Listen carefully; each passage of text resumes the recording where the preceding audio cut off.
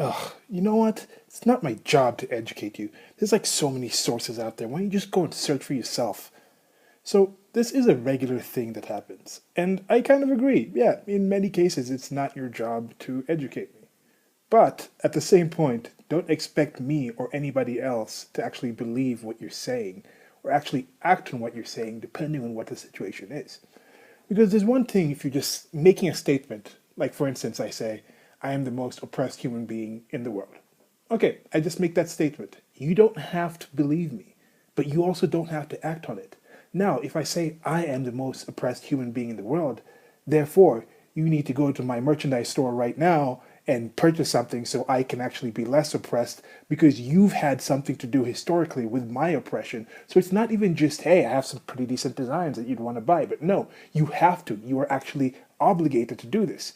Now, when you get to that point, you have the complete right to say, hey, what do you mean you're the most oppressed? What do you mean I had something to do this? What do you mean I have to spend my money to do something for you because you've made this statement?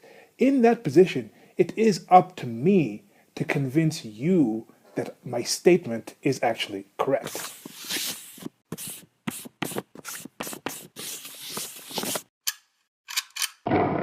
So there we go. Set up a little base for this. But why do you hear this statement coming out so much? From supposedly educated people in certain conversations, you will hear that. Someone will talk about the wage gap, or they'll talk about some racial injustice, or they'll talk about some white race needs to be this kind of way. And then you ask them, and then they'll be like, no, the information is clear. Why are you even questioning me? Why? It's not my job. You should find this information. Can you not see these things?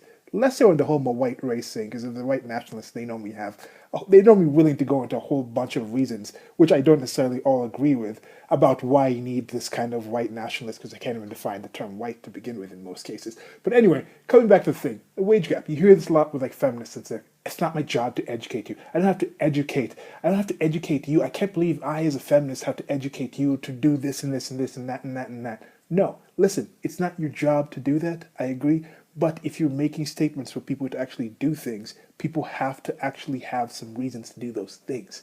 Now, why do people do this? The so-called educated people do this. And I think it's in part due to the fact that they spent 12 or more years in institutions that is supposed to educate you, but it's not really, they've kind of failed because they're either unable or unwilling to actually educate you. Now, there's many levels to this thing. I've talked about this in previous videos about schooling and what education actually is and how the whole system works. But I think we are living in a time when education is actually it's going through a renaissance of some sort, or it's a new level where you're actually going to be able to educate people and actually take information from one source to another source and impart that information where people actually have knowledge and understanding. Not the age of information, the information age, but the understanding age. I think that's what we're entering right now. But let me get back to the point I was trying to talk about. Okay, so why do these people talk about these things? They've been in these institutions, they've been in this whole system, because it's not just the institutions that are either unable or unwilling to actually educate you.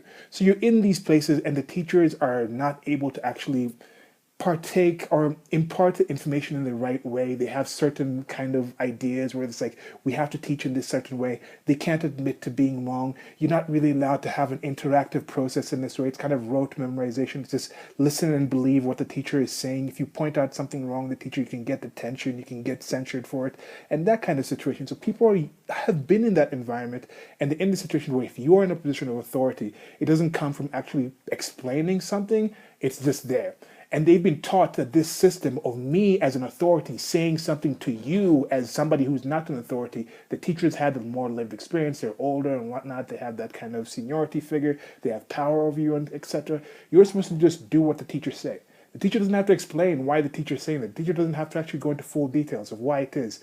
And I've been to some really good schools, and I made the mistake of projecting my schooling experience on other people when the quality of most schools out there is not really that high. Some teachers are just unable.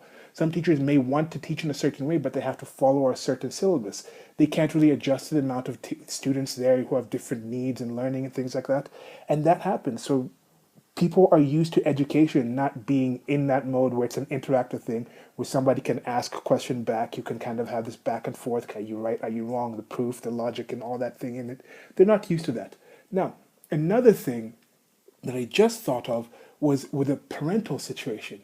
Now, an unfortunate thing with this, with people being shipped off to schools to be educated, their parents, it's kind of parenting. Education used to be part of parenting. It used to be just part and parcel. You would teach your kids. One thing I think a lot of you listen to these videos probably know, like somebody was called Potter or Weaver or something like that. It was normally because their parents were potters, their parents were weavers. It's what they did, and they would apprentice and teach your kid what you did, and then it was kind of defined that way. But this whole idea of sending kids out to these institutions of learning and then for 12 years of their life or more and then they come back. So if it's not the parent's job to educate the kid, yet the parent still supposed to have this level of authority when majority of the life that these kids are spending, majority of their daytime lives, taking in supposedly the most important information for the rest of their lives is being imparted to them by relative strangers.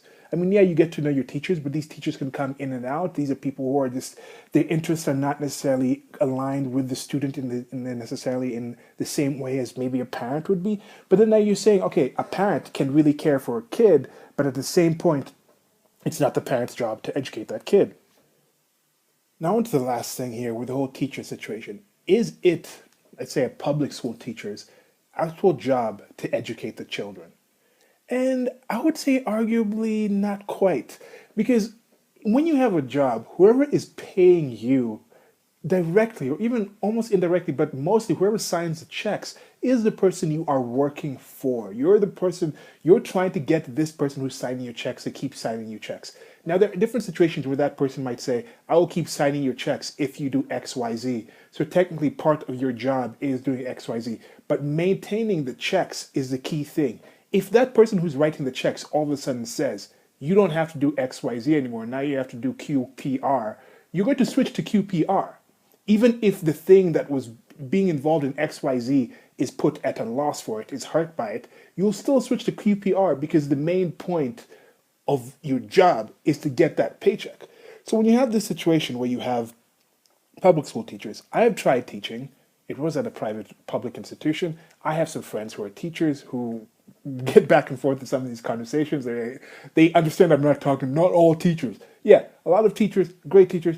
As I said, I had some good experiences. I'm still actually in communication with some people that have taught me, whether it was in schools or outside, but especially in the public school system that I was in.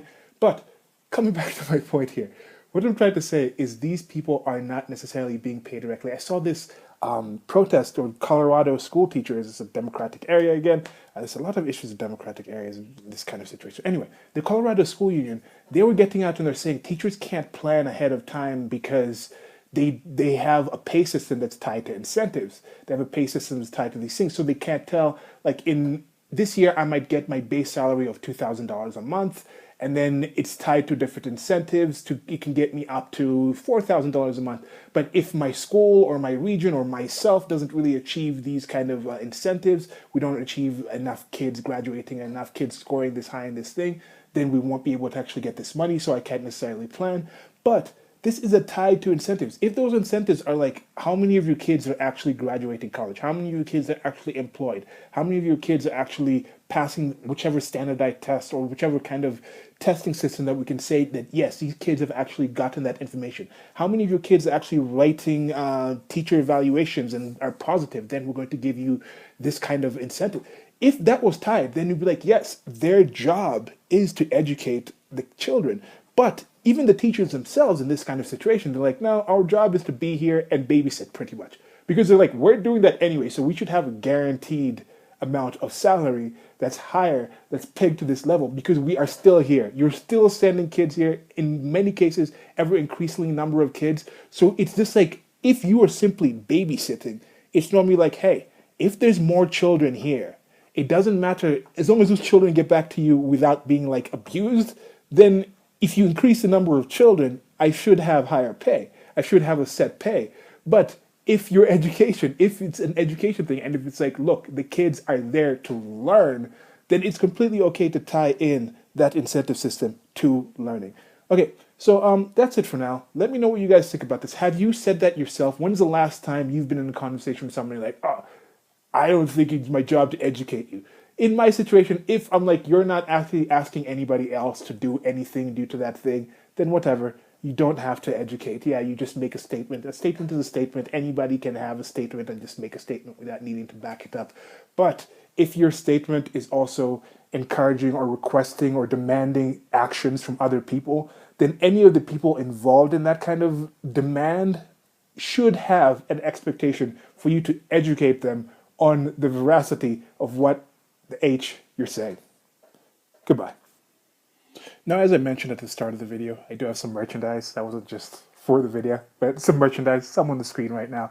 Different varies. And as I said, it's up to me to kind of convince you or sell you on why you should actually go there instead of just saying, hey, go there and buy stuff. So this is the Solid 3, and also tied into this video, if you are at a point now and you're thinking, okay, I've said that thing before, not my job to educate you, and now you're like, okay, maybe I should actually inform people. So these are Thomas Solid 3's questions that me asks people politically, but I think they can apply to other situations. So these 3 questions are compared to what, at what cost, and what solid proof do you have?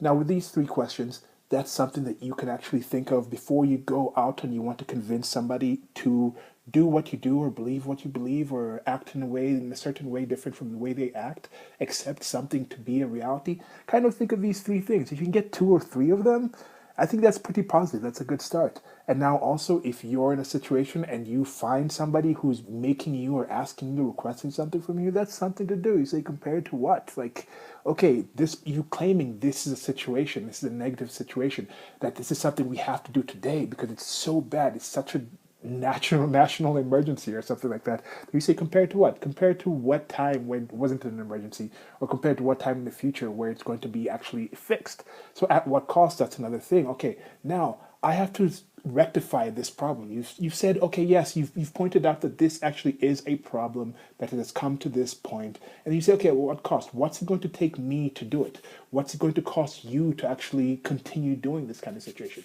If I'm going to stand up and make a point, like I have to do this, what does it cost me and my friends and kind of situation? And I think, okay, one thing, not doing this, I think costs you the chance of actually having people actually believe you and act on what you're doing. So I think it's a positive thing to do for that. And what solid proof do you have? Again, that's just a simple one, I think. Solid proof, just have proof of what actually the issue is. Ask somebody for proof before you act on what they say. And if you're going to go out there and ask somebody to do what you want them to do, expect them to actually ask for some solid proof. So just try to find some before you actually come into an actual conversation. And that's one of the saddest things. One of the most annoying things about this whole situation is people say, when people add that whole part where there's like, there's so much information out there, the internet is out there. If there's so much information, then me asking you for 2 or 3 things, 1 or 2 things, is not that tough of an issue. And I think 2 or 3, because 1, you can find 1 person that says pretty much anything. Now, if you find 2 people that might not be that related saying something, then it's a little more convincing. So 2 to 3, I think, is a good thing to ask for. 2 to 3 things, solid proof. That kind of is enough to back up, at least in just regular conversation. Now, depending on what cost, depending on what kind of situation, if that action is not done, the level of proof is going to be higher. But 2 to 3 things, I don't think that's so much to ask for when you have an actual situation of proof. And that's the thing. Okay, another thing. Why do people say this? I'm thinking also we could go back to being a kid, and a lot of things come from childhood where you're in a situation, you have these adults telling you things, and it's like, oh, it's not my job to educate you. Just go out there and find this information. And then you go out and find that information, and you find there's just so much information out there, and you kind of get inundated with these things. And you're like, oh, why can somebody just point out some actual points of what I should be looking at or how I should deal with this thing? And then you're not really given that as a kid. So you as an adult or a grown-up person with more years in your life, you get in those situations and then you put yourself in that authority figure and you're like, look at that other person like they're a kid. And you're like, you just go out there and find the information where you feel like, okay, he has those flashbacks of you going back and just being inundated by all this information and information and information and information. And maybe I'm thinking too much about the whole kids thing. Let me know what you guys think. Like, share, and subscribe. Links below in the low bar. As I said, merchandise store and more. Till next video. Goodbye.